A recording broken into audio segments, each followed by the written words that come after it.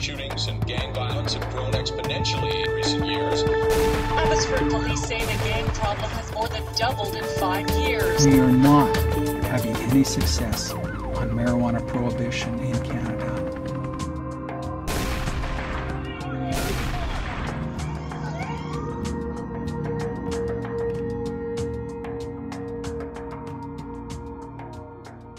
My mother said to me when I was very, very young, do the right thing, not the popular thing.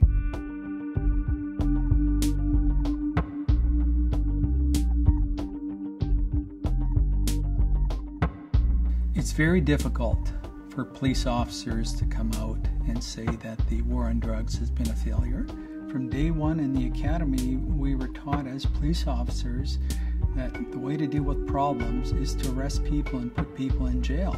And even myself as a young officer, starting in 1979, believed that we could arrest our way out of this particular problem. But over the years, as I went forward in my law enforcement career, I realized that years and years and years of spending money on enforcing prohibition for drugs has been a failure. And that is the feeling with many, many police leaders, but they publicly will not say it until they leave policing, because the culture will eat you up. And I have experienced this. They labeled me as not being one of them, as being an advocate for the drug user. Drug dealers are regulating marijuana right now.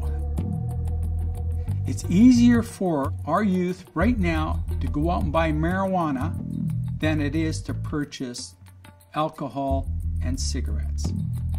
We need to start thinking long term. Number one is dealing with the issue of marijuana and ending prohibition and taxing the revenue that can come from marijuana.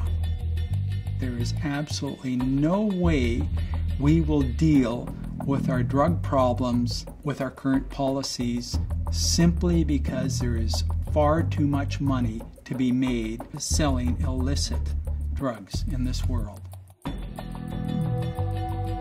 When I was a commanding officer of the drug unit, we had record-breaking interdiction of drugs here in Vancouver. We had record-breaking arrests.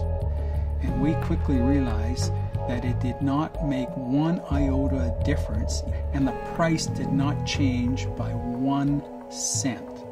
And we found an increase in violence simply because the void has to be filled. People will get involved in the trade to make a lot of money because it is still illegal. The great demand for marijuana produced in British Columbia is the United States. So if the gangs can get their product to the United States, they can use that money to purchase cocaine to bring it back here into BC to even triple their profits. It's criminal organizations that are benefiting from the prohibition of drugs, especially the prohibition of marijuana here in British Columbia. The gang situation in Metro Vancouver is very, very serious. And we've had in excess of 300 people killed based on this prohibition of marijuana and the fact that they're getting involved in it to make some easy money. And they're not going to think twice about taking out someone in order for them to make more of a profit. If we continue with our current drug policies in Canada, we will have an increasing rate of gang violence in our communities. I'm in the political world right now. Hypocrisy is rampant. We, as citizens of Canada, need to stand up and advocate for contemporary drug policies. Let's end marijuana prohibition. Let's stop the violence that's taking place here in British Columbia. Let's end it now by ending prohibition.